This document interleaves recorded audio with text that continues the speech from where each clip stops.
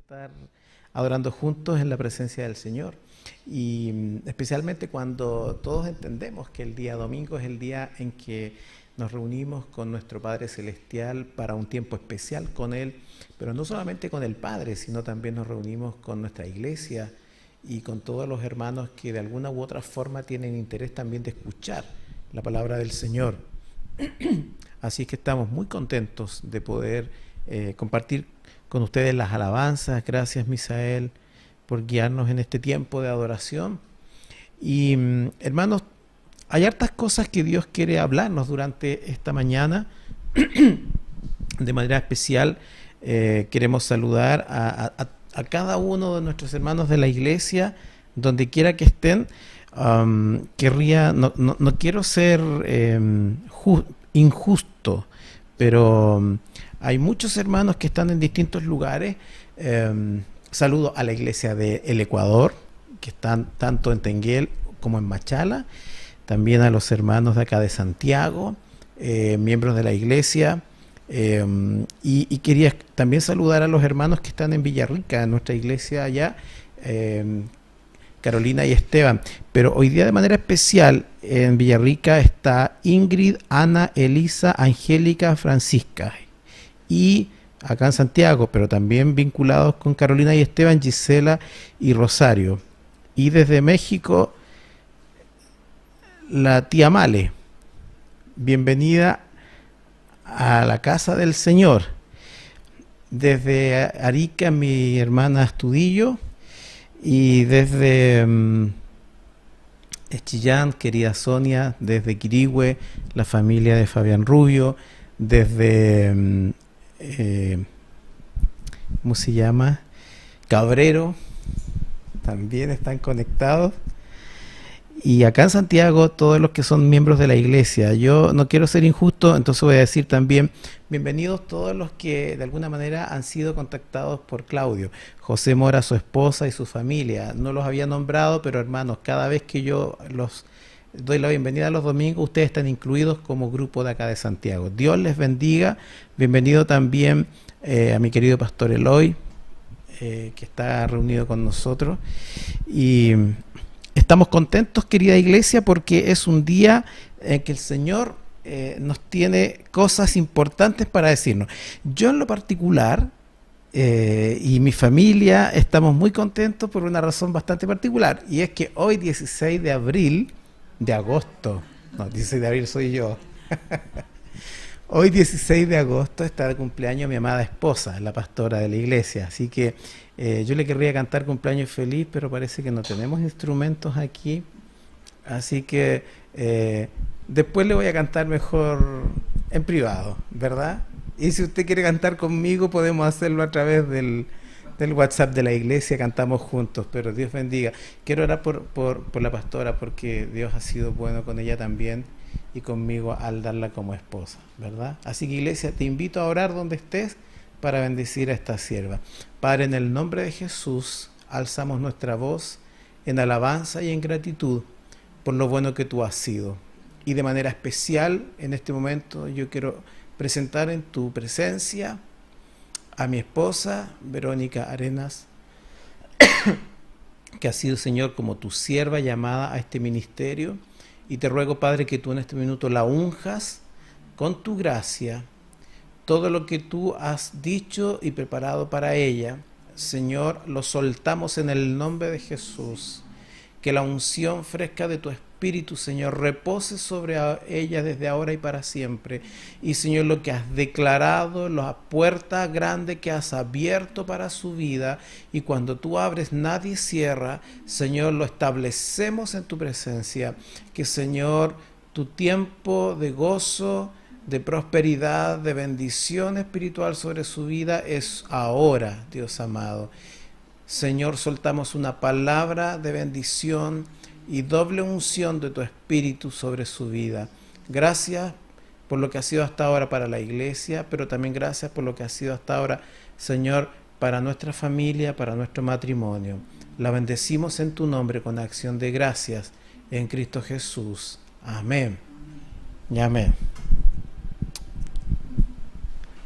Bien. Iglesia, querría invitarles a mirar juntos la palabra del Señor. Una de las cosas que en el último tiempo yo he estado escuchando de muchas personas con las que he hablado, ha sido este último tiempo un tiempo efectivamente de mucha, eh, para mucha gente, mucho sufrimiento. Y bueno, entonces he escuchado muchas personas que me han preguntado, eh, bueno, pastor, pasó tal cosa, fíjese que estoy viviendo este problema, o fíjese que, en fin. Y entonces la pregunta ha sido, ¿qué pasó? ¿Dónde está Dios? Se supone que yo soy hijo de Dios.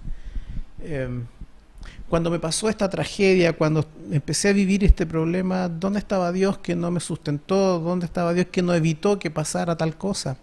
Y entonces empieza todo un cuestionamiento respecto de Dios estaba, Dios se hizo el sordo, Dios se retiró, Dios se apartó. ¿Qué ha pasado con él? En teoría soy su hijo y por lo tanto no debiera ocurrirme nada, pero sí me ocurrió. Y aparece en nuestra mente entonces muchas veces la pregunta, ¿por qué pasó esto? Si se supone que Dios estaba conmigo, ¿por qué estoy viviendo tal situación? Si se supone que Dios es mi Padre y es un Dios poderoso. Bueno, la palabra dice cosas al respecto. En la antigüedad, cuando usted lee en el Antiguo Testamento, dice que, a diferencia de lo que ocurre hoy día, cuando Dios venía y visitaba por medio de su ángel a alguna persona, eran situaciones puntuales. Dios venía y luego se retiraba. No permanecía de punto fijo, diríamos nosotros, ¿no? Dice el Señor, dice la palabra que el ángel de Jehová venía comisionado para cosas especiales. Si uno lee, por ejemplo, en el relato de la historia de Jacob en el libro del Génesis, particularmente estoy pensando en Génesis capítulo 35, hay un dato que a mí me parece curioso. Fíjese que cuando Jacob se encontró con Jehová Dios en Betel, dice en el versículo número 13 de Génesis 35, y se fue de él Dios del lugar en donde había hablado con él. Se nos da a entender que Dios venía, tenía un acercamiento con el hombre, con la mujer, había una conversación con ellos, había un momento de intimidad con él y él se retiraba nuevamente. Y aquí Jacob estaba en Betel, el lugar donde Dios se le había aparecido, y precisamente se le aparece después que Jacob está iniciando un proceso bien complejo, que era el proceso de volver a encontrarse con su hermano Esaú, con quien había tenido una pelea bastante seria. Entonces Jacob podría decir, bueno, pero ¿dónde está Dios? Y claro, pero aquí Dios se le presenta a Jacob y le hace entender que lo va a acompañar. Es más, lo bendice, le declara una tremenda bendición.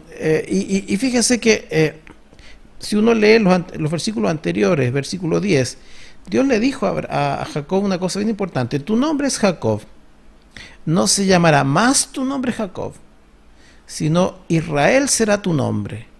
Y llamó su nombre Israel. Y luego, si usted lee, habla de la bendición que Dios le va a dar. Es decir, Jacob lo estaba pasando un poquitito mal, estaba angustiado porque él se iba a encontrar con su hermano Esaú, situación compleja, había habido un quiebre familiar más o menos importante, y en esa situación de quiebre la pregunta de Jacob puede haber sido, y bueno, ¿y dónde está Dios? Del que me enseñó mi papá, del que enseñó mi mamá, del que me enseñó mi abuelo, ¿dónde está? Dios vino y habló con él, pero un dato curioso, dice que después que Dios habló con él, se retiró del lugar, ¿ya? Fíjese que precisamente por eso había una cosa bien curiosa. Si usted lee en el capítulo 32 del mismo Génesis, y particularmente revisa en el versículo número 26, precisamente porque Jacob sabía que Dios venía para cosas puntuales y le hablaba. Entonces Jacob era bien inteligente el hombre, porque fíjese que el versículo 26 dijo, ahí dice que el relato es que Jacob luchó con el ángel de Jehová durante toda la noche en Peniel, ¿sí? Y en el versículo 26, y dijo, el ángel de Jehová le decía a Jacob, déjame porque raya el alba. Y Jacob le respondió, no te dejaré si no me bendices. Es decir, Jacob entendía que era ya una tremenda bendición que el ángel de Jehová, Dios mismo, había venido a visitarlo en ese momento.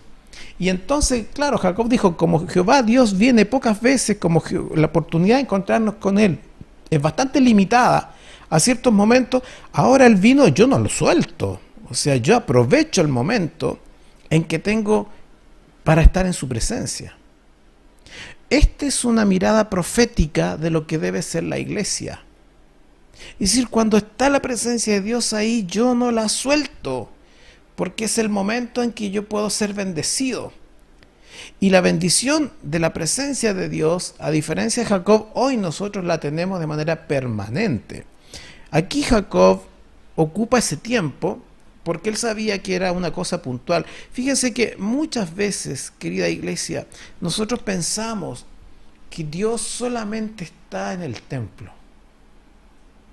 Y cuando estamos atravesando dificultades, y cuando estamos atravesando problemas, algo en nuestro corazón nos hace sentir, o algo en nuestra mente nos hace pensar que estamos solos. ¿No es verdad que cuando uno está triste, la sensación que tiene es que está solo?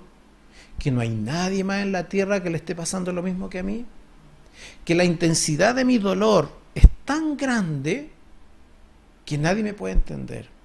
Yo escucho demasiadas veces gente dice, pastor, pero que lo que me pasaba a mí, pero es que usted, si usted pudiera entender, yo durante este tiempo me he sentido solo, me he sentido sin mi iglesia, me he sentido sin mi pastor, me he sentido sin mi familia. Mire lo que estoy diciendo. Es decir, en la situación de problema nos hemos sentido tan solos que creemos que incluso ni siquiera Dios estaba ahí. Porque hay una sensación o una idea de que si estamos en una dificultad, Dios no estaba presente, y Dios parece que solo está presente el domingo cuando se junta la iglesia. Y parece que Dios está presente solo el domingo cuando vamos al templo, porque si incluso yo me quedo en casa, capaz que Dios tampoco esté, porque Dios está allá en la Araucana, en la Florida, Santiago de Chile, con el pastor y con toda la iglesia, y como yo no fui al culto, capaz que Dios no estaba conmigo acá. Esta idea errada de que cuando estamos en distintos momentos de nuestra vida, y en particular cuando estamos viviendo un problema, pareciera ser que Dios no está, porque Dios se quedó en otra parte. Si usted observa, este propio Jacob lo vivió de esa forma. Usted revisa en el capítulo 28 de Génesis y en versículos 16, el relato dice de que cuando Jacob, a ver, si le hago el contexto, Jacob había actuado bastante mal. Había robado la primogenitura a su hermano Esaú. No solo eso, sino que además se prestó para hacer un engaño y se disfrazó como que si fuera el hermano y engañó al papá, a su propio papá, para quitarle la herencia al hermano y quedársela a él. Y en eso lo ayudó su madre, mujer nada de sabia. Y dice la palabra que entonces cuando ocurrió esto, el hermano mayor, Esaú, tenía tanta rabia que él dijo, yo lo voy a matar, voy a esperar que el duelo por mi padre termine, y una vez terminado el periodo de duelo, yo voy a matar a Jacob. Y dice que Jacob tuvo que arrancarse de su casa. Y su mamá le dijo, mira, arráncate mejor, ándate a la familia que tenemos allá en el sur, bien lejos, porque tu hermano te quiere matar. Y ahí arrancó Jacob, y en una de esas parajes donde él anduvo, se encuentra una noche en el campo, no tenía dónde dormir, imagínese usted, errante por su caminata en la noche, y llega a un lugar que se llama Betel, y en el versículo 16, perdón, el versículo 12 dice que durmió en ese lugar, estaba cansado, puso una piedra, la piedra le sirvió como almohada, y dice que esa noche tuvo un sueño, y el sueño era súper simple, que desde donde él estaba había una escalera que lo comunicaba directo con el cielo, y por esa escalera subían y bajaban ángeles del Señor. Y entonces Jacob despertó muy asustado por el sueño, y porque además en el sueño Dios le hablaba y le decía: yo soy el Dios de tu padre Isaac, de Abraham, y le empieza a hablar de todo lo que él iba a hacer, de la descendencia y de la bendición que le haría. Y fíjese que en el versículo número 16 dice: y despertó Jacob de su sueño y dijo: ciertamente Jehová está en este lugar, y yo no lo sabía. O sea, para Jacob fue una sorpresa enterarse que Jehová Dios estaba ahí en el campo, no estaba en un templo, no estaba dentro de una iglesia, no estaba ni siquiera en su casa donde hacemos un altar familiar. Dice que él estaba botado en el campo durmiendo con una piedra firmada en la cabeza como almohada, y ahí estaba Dios.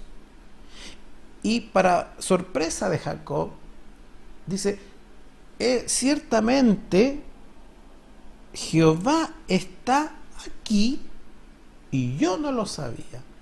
¿Cuántas veces, iglesia amada, Jehová ha estado contigo, conmigo, y no nos hemos percatado?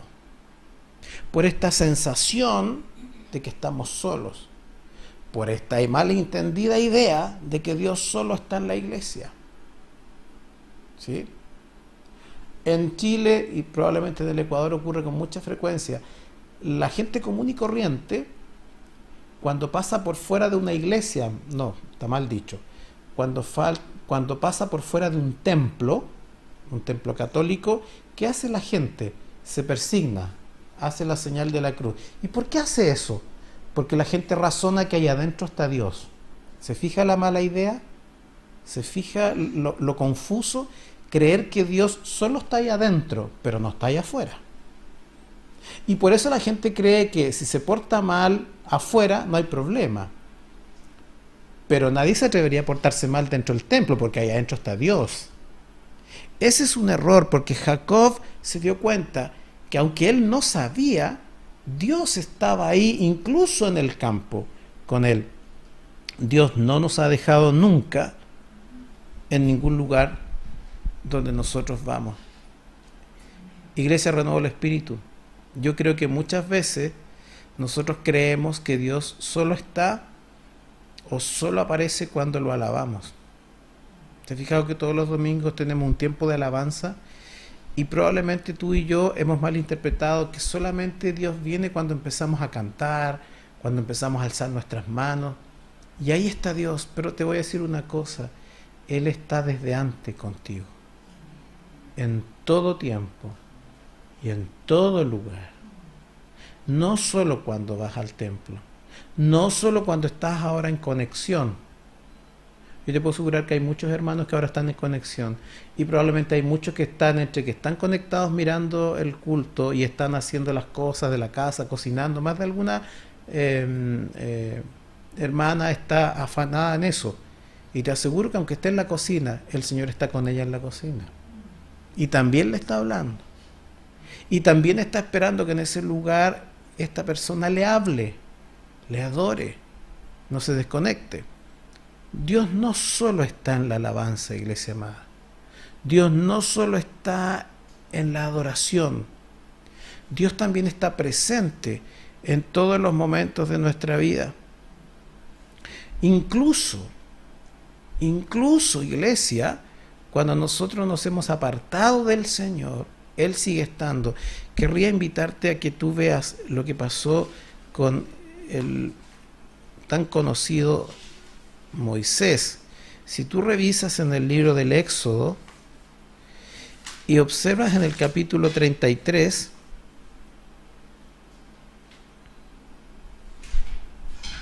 Éxodo en el capítulo 33,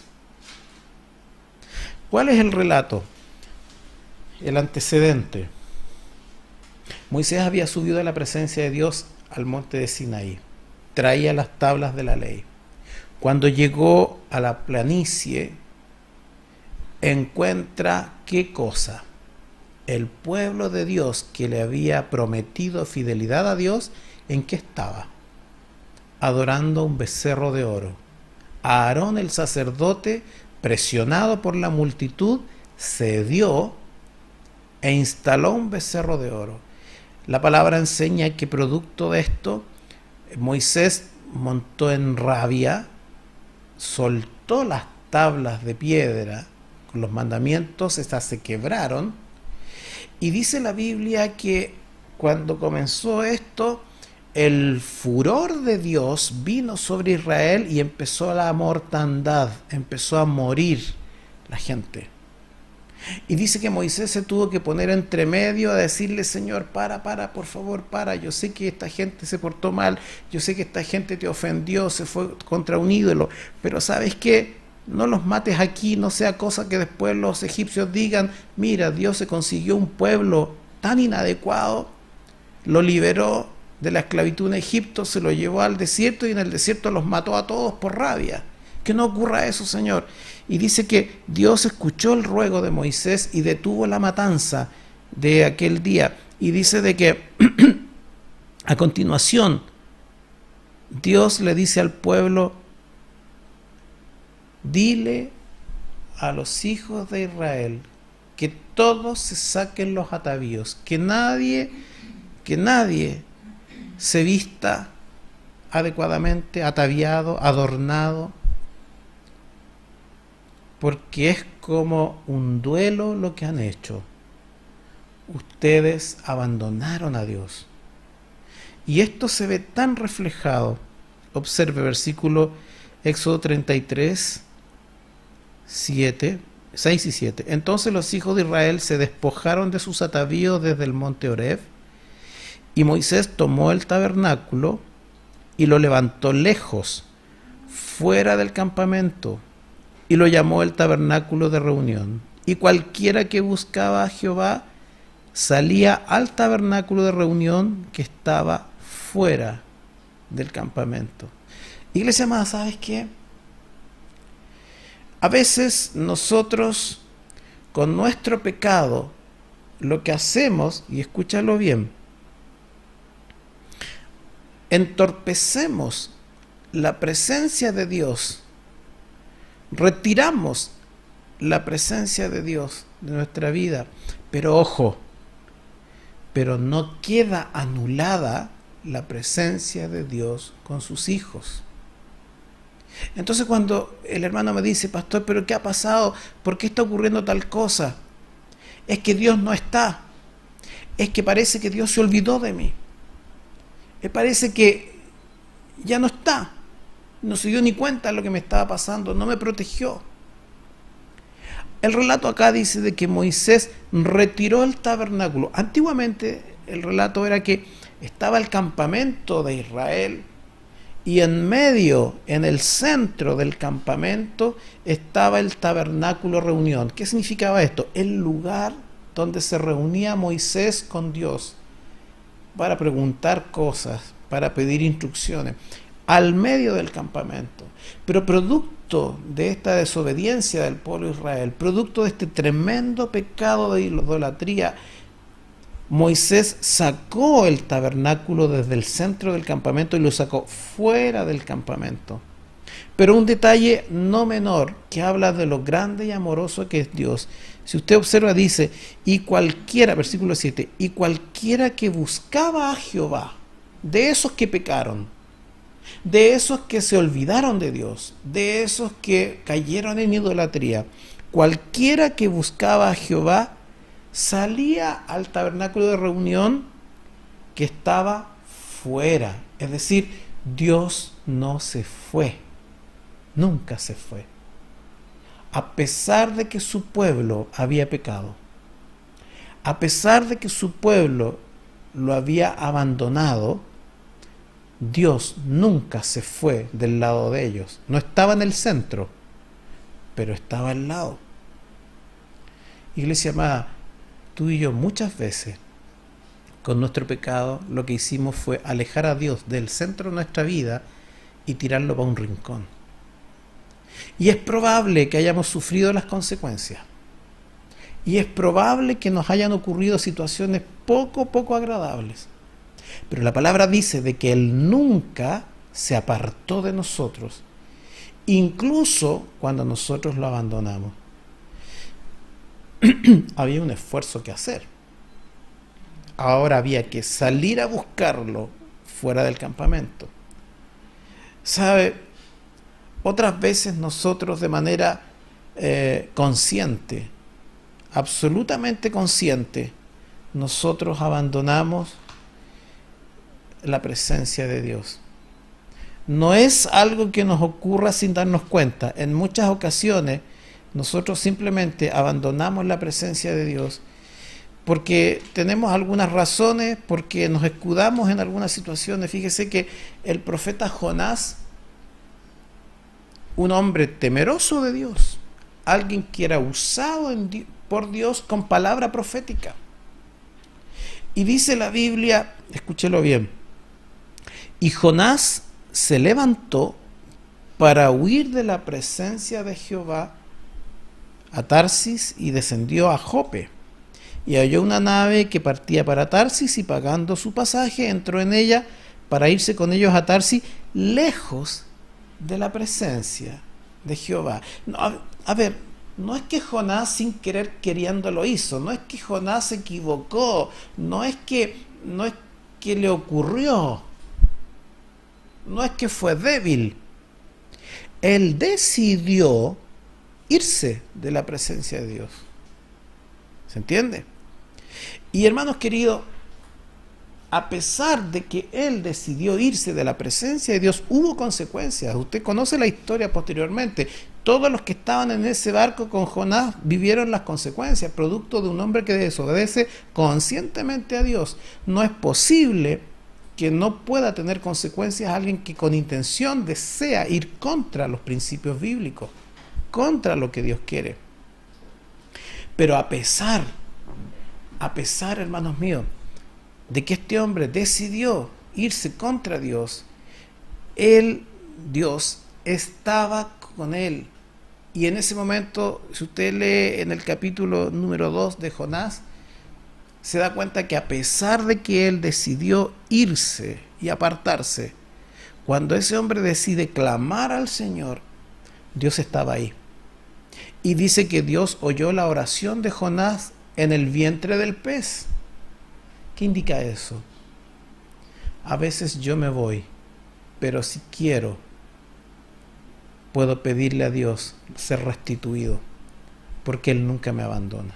Yo soy el que me voy, no es Él el que se va de mí. Yo nunca voy a olvidar la situación de una hermana hace años atrás, en la iglesia, muchos años atrás, una hermana que me dice de la siguiente forma: pastor, mientras yo estuve en el extranjero, el Señor me habló y el Señor me dijo que usted sabe, yo a usted lo quiero mucho, usted, pastor Melvin, es muy especial para mí, y el Señor me habló y me dijo que usted era mi pastor, así que cuando yo volví a Chile, el Señor me dijo que yo tenía que congregarme con usted. Y bueno, yo le quiero decir eso, yo lo amo, yo quiero a mi pastorita, en fin. Y me dice: pastor, pero no se enoje conmigo, pero ¿sabe qué? Mi gran amiga del alma y mi familia están en la iglesia de allá, que también usted estuvo allá, entonces yo me voy a ir para allá. Yo me acuerdo que le dije: hermana querida, mira lo que estás diciendo, Dios te dio una instrucción y tú conscientemente decides hacer lo contrario a la instrucción que Dios te da. ¿Qué más podemos opinar? No lo olvido nunca porque esa hermana después vio en su propia casa cómo el espíritu de muerte vino sobre ellos y hubo muerte física en esa familia y hoy día no está sirviendo a Dios en ninguna parte porque decidió ir contra lo que Dios quiere. Pero yo les puedo asegurar que Dios nunca ha estado lejos de ella y está esperando que vuelva.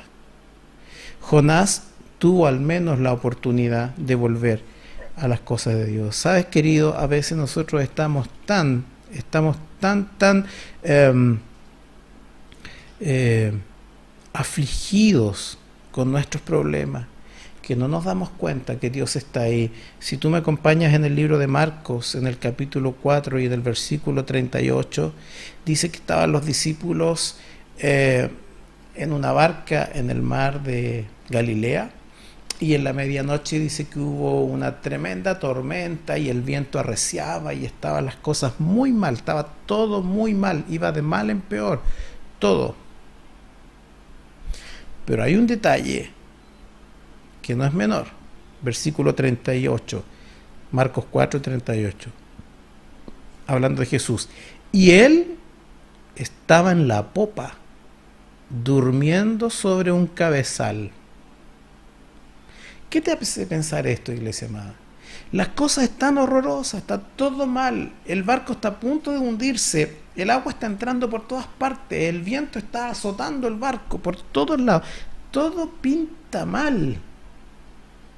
Curioso, ¿eh? Porque Jesús estaba en medio del barco, donde estaba todo pintando mal. Ahí estaba Jesús, y Jesús estaba durmiendo en medio del problema, en medio de tu dificultad. Cuando tú estás tan afligido porque el barco se va a hundir, cuando tú estás tan afligido porque el agua te está llegando al cuello, y curioso, Jesús estaba ahí en medio, nunca se fue, siempre estuvo ahí. Cuando tú estás con la mayor enfermedad y el dolor, curioso, Jesús estaba ahí, no te dejó botado.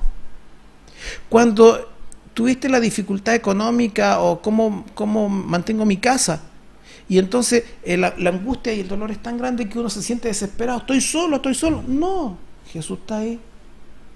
Jesús no ha abandonado su presencia en medio de su pueblo. Fíjese que los discípulos estaban tan desesperados allí que lo despertaron. Y además lo despertaron de manera grosera, porque le dicen: maestro, ¿no tienes cuidado que perecemos? O sea, maestro, no se te da nada, que nos estamos ahogando. De repente, hermanos míos, los seres humanos somos muy dramáticos, ¿no? Yo a veces tengo la sensación que cuando Dios nos mira, Dios nos tiene que mirar así como con una cara de paciencia, o de pronto o a lo mejor capaz que el Señor se ría porque dice: estos hijos míos son muy histéricos, son muy neuróticos, como que le están poniendo mucho color, como que están exagerando demasiado la cuestión. Porque mire, Jesús está en el mismo barco donde están ellos, está viviendo lo mismo de ellos, y Jesús está durmiendo, y los discípulos le dicen: oye, a ti no te importa nada lo que pasa con nosotros. Es que cuando tú tienes conciencia de que Jesús está contigo, la situación ya no es dramática. Cuando tú tienes conciencia que la presencia de Dios está contigo y tú sientes la presencia de Dios contigo, cualquier situación deja de tener dramatismo. Lo que pasa es que los seres humanos nos interesa, parece, cuanto más dramático la pintamos, parece que así convencemos al otro, ¿no? Para que el otro piense: de verdad es terrible lo que le está pasando a esta pobre persona. Pero el Señor está ahí. Y si el Señor está ahí, y tú eres hijo del Señor, todo está bajo control. El punto, ¿cuál es? Darse cuenta que el Señor está ahí. El punto es tomar conciencia de que Él está ahí. El punto es no desconectarse de la presencia de Dios para saber que Él está ahí y está con nosotros. ¿Sabe? hay una promesa que el Señor hizo a cada uno de nosotros. Cuando el apóstol Juan lo dice con todas sus letras, es decir, Dios, Jesús a través del apóstol Juan. Juan 14, 16. Y yo rogaré al Padre y os dará otro consolador para que esté con vosotros para siempre. Esta es una tremenda distinción entre el Antiguo y el Nuevo Testamento. Porque en el Nuevo Testamento Jesús, el Hijo de Dios, hace esta tremenda declaración. ¿Cuál es? Dice, yo les daré el Consolador para que esté con ustedes para siempre. Es decir, si en la antigüedad Dios iba a una cosa puntual y se retiraba, así lo hizo con Jacob, así lo hizo con Sansón, así lo hizo con Gedeón, así lo hizo con David, con todos ellos iba, así lo hizo con María, le informó que iba a ser la madre del Salvador y se retiró. Era así. Pero ahora, cuando Jesús vino a la tierra, Nuevo Testamento, la promesa de Jesús es que Él iba a enviarnos el Consolador que iba a estar siempre con nosotros. Es decir, hoy día, iglesia amada, nunca se aparta de nuestro lado la presencia hermosa de nuestro Dios. Y aquí es necesario detenerse, porque si nunca se aparta del lado nuestro la presencia de Dios, nosotros tenemos que tener conciencia de que Él, como nuestro papá, no nos deja jamás. Yo a veces entonces, hermanos míos, miro con un poco de rareza estas oraciones que muchas veces se escuchan en nuestras iglesias, algunos cristianos. Yo no sé si ustedes se han fijado que muchas veces hay cristianos que oran, no sé si es para rellenar o porque de verdad lo creen así o es porque no tienen claridad al respecto. Pero se ha fijado que muchas veces nosotros oramos y decimos, Señor, quédate con nosotros. Lo pedimos así como una tremenda petición, quédate con nosotros, no nos abandones. Y el propio Jesús dice que no, pues Él mandó a su Espíritu Santo para que esté siempre, Él no se va a ir. Es más, cuando Jesús nos entregó la gran comisión, Mateo 28, 18 al 20, por tanto, predicad, ¿cierto? Bautizándolos en el nombre del Padre, el Hijo y el Espíritu Santo, enseñándoles todas las cosas que yo os he guardado. Y he aquí, yo estoy con vosotros todos los días hasta el fin del mundo. Hermano mío, te invito a tener conciencia de que Él está con nosotros siempre. No nos abandona. Dice el libro de Corintios, 1 Corintios 6, versículo 19, dice, ¿o no sabéis que sois templo del Espíritu Santo? ¿Qué significa esto? Que tu cuerpo, mi cuerpo, es un templo del Espíritu Santo. Significa que el Espíritu de Dios vive en mí, lo que significa que Él nunca se va de mí. Siempre está al lado mío.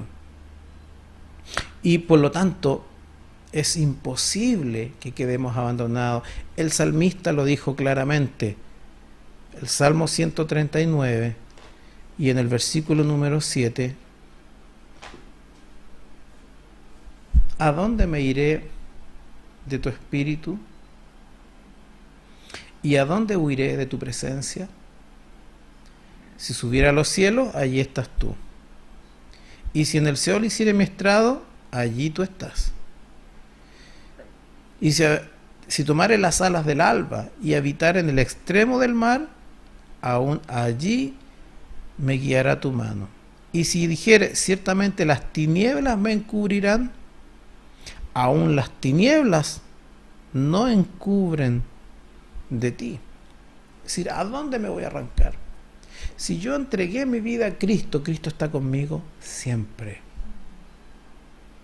Si tú no lo has sentido así, y tu experiencia ha sido la sensación de que Él te abandonó, quiero decirte hoy día, iglesia, Él siempre ha estado a tu lado. Es probable que tú no te hayas dado cuenta. Es probable que te hayas estado mirando demasiado a ti mismo en tu dolor. Es probable que hayas estado igual que el profeta Elías, tan deprimido queriendo morirte, que ni se fijó el profeta que Dios estaba con él y le enviaba agua y le enviaba carne a través de codornices. Él nunca se ha apartado de nosotros. Pero tal vez, como el hijo pródigo, es tiempo que si tú no tenías esa sensación de la presencia de Dios en tu vida, hagas un acto consciente, como dijo el hijo pródigo. Fíjate cómo él razonó, si tú lo puedes leer esa historia en el libro de Lucas. El hijo pródigo dijo: me levantaré e iré a mi padre. ¿Qué es eso? Es hacer un acto consciente. Clarito acá, es hacer una decisión, es hacer una acción. Iré, no que él venga, yo iré a él, ¿verdad? E iré a mi padre y le voy a decir: papá, en fin, todo lo que ustedes ya conocen en el relato de la historia del hijo pródigo. Él nunca nos ha abandonado. Él está ahí. Quiero decirte, iglesia, que aunque puedas estar enfermo, Él está ahí. Él no se ha desentendido de ti, sabe lo que te está pasando, sabe de la intensidad de tu dolor. Quiero decirte, iglesia, que aunque has estado llorando por un problema de familia, mientras tú estabas llorando, Él está al lado tuyo, escuchando tus gemidos. Debo decirte que cuando estabas angustiado porque no tienes el sustento, no tienes un trabajo, porque te falta algo importante en tu vida y tú has estado pasándolo muy mal y te has sentido absolutamente solo, debo decirte, Él está ahí. Basta con que tú digas: me levantaré e iré a mi Padre. Tú tienes que hacer el gesto de ir. Entonces, aunque te duela mucho, levántate y anda a tu padre y dile: Padre, me está doliendo mucho. Esto de acá. Si estás triste: papá, siento que todos me abandonaron, pero te vengo a decir que me siento triste. Él nunca te ha abandonado. Es bueno volver y vivir conscientemente en la presencia del Padre. Esa es la gran ventaja que tienen los niños pequeños, porque cuando salen a jugar y los papás salen con ellos, los niños pequeños saben que los ojos del papá y la mamá están atentos a cualquier movimiento, ¿no es así? Y eso hace que el niño juegue con tranquilidad, está protegido. Y que si pasa algo terrible, ¿qué hace el niño? Lo primero es: mira a la mamá, mira al papá, porque sabe que éste reacciona de inmediato para socorrerle. Él no te ha abandonado. Pero tú tienes que tener conciencia de que está ahí. Deja de mirarte a ti. Deja de mirar tu tragedia. Deja de mirar lo que te falta. Deja de mirar lo que tiene el otro. Deja de mirar aquello que todavía no has logrado y pon tu mirada en el Padre que está al lado tuyo, deseando bendecirte. Esto que usted ha escuchado muchas veces en nuestra congregación. A veces tenemos hermanos que estamos en el culto y decimos: ¿por qué yo no siento a Dios como lo siente el hermano? ¿Por qué a mí no me pasan las cosas que le pasa al otro? ¿Sabe por qué? Porque usted está mirando al otro. Está pendiente del milagro, está pendiente de si cayó o no se cayó, está pendiente de si le pasó esto al otro, el otro. Pero no está pendiente del Dios que provoca aquellas cosas. Hoy estás en la presencia de Dios y no tienes que pensar en lo que le ocurre al otro. Tienes que pensar: Dios está conmigo aquí y yo quiero que Él me toque en este momento. Vamos a orar y le vamos a dar gracias al Señor porque Él nunca nunca nos ha dejado solos, porque Él ha permanecido fiel, ¿sí? Y si alguno de nosotros hemos sentido esta sensación de abandono, que hoy día podamos decirle al Señor: yo volveré a ti, me levantaré e iré a mi Padre. Si alguno está viviendo esto ahora, dígale: Padre, en el nombre de Jesús, yo quiero en este momento volver a ti.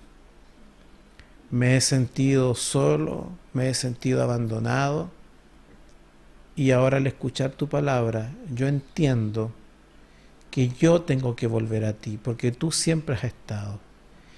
Te pido perdón si en muchas ocasiones, tú estando al lado mío, yo no me di cuenta. Te pido perdón si muchas veces con mis acciones o con mis dichos yo te alejé de mí. Pero ahora decido volver a ti. Y no quiero irme nunca más de tu presencia. Espíritu Santo, yo tomo la promesa de Jesús de que tú ibas a estar conmigo todos los días hasta el fin del mundo.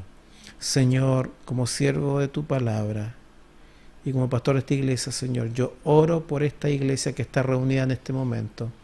Oro por cada hermana, por cada hermano, por cada familia. Oro por el que está sufriendo dolores físicos, enfermedad. En el nombre de Jesús te ruego que tú te presentes a ellos ahora de manera tangible y visible, de que tú estás con ellos. Hazle sentir el respiro de tu presencia, Espíritu Santo. Señor, yo oro por toda enfermedad que el enemigo ha querido poner allí para distraer nuestra atención del Dios al que amamos. Oro para que ahora sea quitado todo dolor y molestia en el nombre de Jesús. En el nombre de Jesús. Señor amado, yo oro por toda columna que en este minuto está doliendo fuerte. Señor, yo oro por todo problema pulmonar en el nombre de Jesús. Yo oro por aquellos hermanos que están con problemas, Señor, en los riñones, en el nombre de Jesús. Señor, ahora que tu mano les toque con sanidad, declaro y establezco la sanidad que solo Cristo da al cuerpo enfermo. Oro, Señor, por el que está confundido. Oro por aquella persona que siente que no tiene cariño de nadie. Oro por aquel que siente que nadie lo ha considerado, para que, Señor, tú ahora te reveles. De manera especial te pido que vayas a su corazón y a su mente con espíritu de alegría, con espíritu de gozo. Señor, te pido que vayas a su mente despejando toda obra del enemigo, todo pensamiento que es contrario y que es pesimista, y todo pensamiento que está unido a resentimiento de las emociones, yo lo corto en el nombre de Jesús, para que la gloria de tu paz y el amor que tú tienes inunde su corazón. Oro por el que está triste, Señor, para que ahora su gozo venga del Dios al que le entregó su vida. Señor, oro por el que está desanimado, para que ahora, Señor, tu presencia dé vitalidad a su cuerpo y dé vitalidad a su espíritu. Oro por el que está aburrido, Señor amado, y te ruego que ahora de la gracia que tú tienes puedas darle, Señor, unción especial. Oro por toda esta congregación, Padre, para que no olvide que tú estás todos los días al lado nuestro. Te damos gracias, porque cuando yo veo los alimentos, veo que tú estás ahí. Te doy gracias porque ahora que estamos prontos a iniciar primavera, al ver los brotes de los árboles, veo que tú estás ahí. Te doy gracias porque en la noche, cuando dormimos tranquilos, veo que tú estás ahí. Señor, te doy gracias porque cuando tenemos sustento para nuestros hogares, veo que tú estás ahí. Señor, te doy gracias porque cuando vemos a nuestros hijos, nuestras hijas, veo que tú estás ahí. Señor, te doy gracias porque cuando nuestros hermanos nos bendicen, nos visitan, nos hablan, veo que tú estás ahí. Dios Santo, gracias por las sonrisas con las que tú nos premias, porque nos muestran que tú estás ahí. Te damos honor, te damos gloria. Toda la alabanza es para ti, Señor. Gracias porque cada uno de los que está en este momento unido a este servicio está entendiendo cuán grande tú eres sobre nosotros. Solo queremos agradecerte y hacer el compromiso de estar siempre conscientes de tu presencia.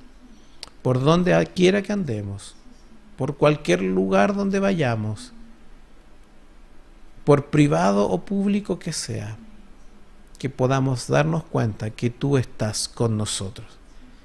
Honor y gloria para ti, Señor, en el nombre de Jesús. Amén y amén. Iglesia, Dios les bendiga. Estamos comunicándonos.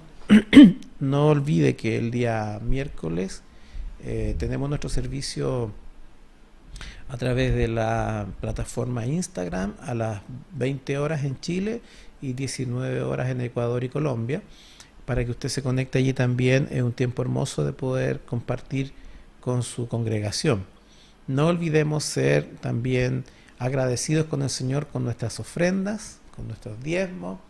A nadie le ha faltado y eso ya es más que suficiente para que nosotros le demos al Señor una parte de lo mucho que Él nos ha provisto.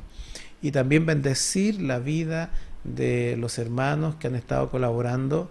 Ayer se entregaron raciones nuevamente en el templo de Puente Alto, en olla común, gracias a las hermanas y hermanos que ayer hicieron el equipo que preparó los alimentos, y van a ser bendecidas sus manos y su corazón por ser generosos al Señor.